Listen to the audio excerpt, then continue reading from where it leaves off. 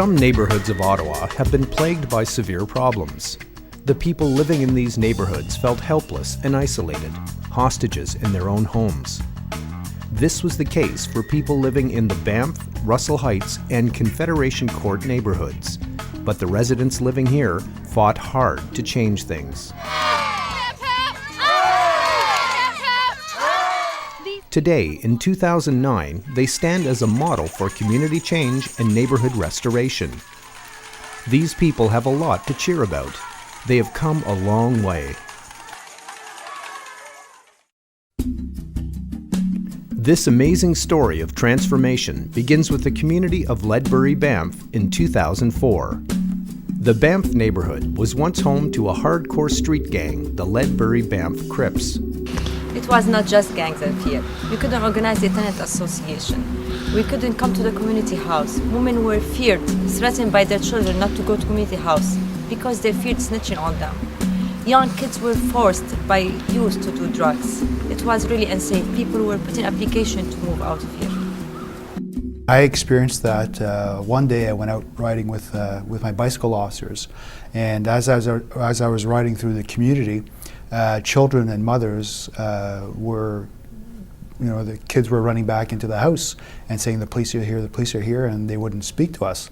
And that came, it was evident that there was a mistrust there, and they only saw the police as the bad guys coming in to arrest people, because historically we would go in, do a warrant or an arrest warrant or a drug warrant, and we'd leave the community, and that would be it. So that's how they saw us, as the bad people coming in.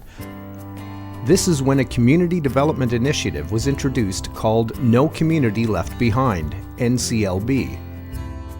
The No Community Left Behind is actually a strategy development process for action vis-a-vis community development. It brings community members together with the service providers for exploring opportunities for new ways of working and building healthier and stronger communities. The Southeast Ottawa Community Health Centre brought together a steering committee made up mainly of members from service providers, funders, and youth service agencies.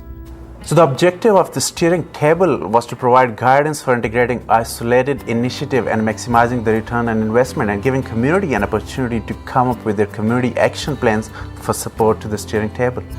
What's significant, I think, for me with No Communities Left Behind has been the fact that it brings all the partners together around the table. And so the rubber hits the road at the community, and a lot of times the community doesn't see what's going on. But what's going on in the background is all of these partners coming together around the table to talk about common issues and what resources and what programming they have together. I think what's really important also is the coordination of the steering committee.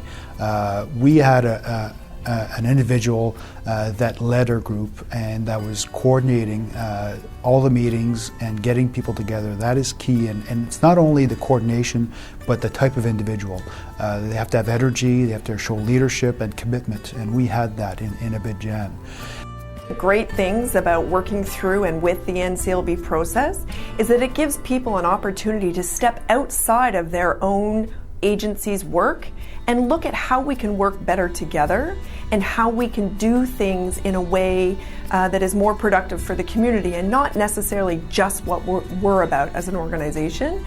It gives us a chance to break down the silos of each of our particular agency's mandates. Once the steering committee was in place, cooperation between the agencies and key members of the community resulted in the formation of community groups such as tenants associations and youth councils. People residing in those neighborhoods were contacted very early on and were asked to engage, were asked to participate. Their opinions were requested through a survey that initially happened. People were going door to door and talking about No Community Left Behind and asking neighbors, what is really important for you? What are your concerns? What is troubling you and your families as you live in these neighborhoods?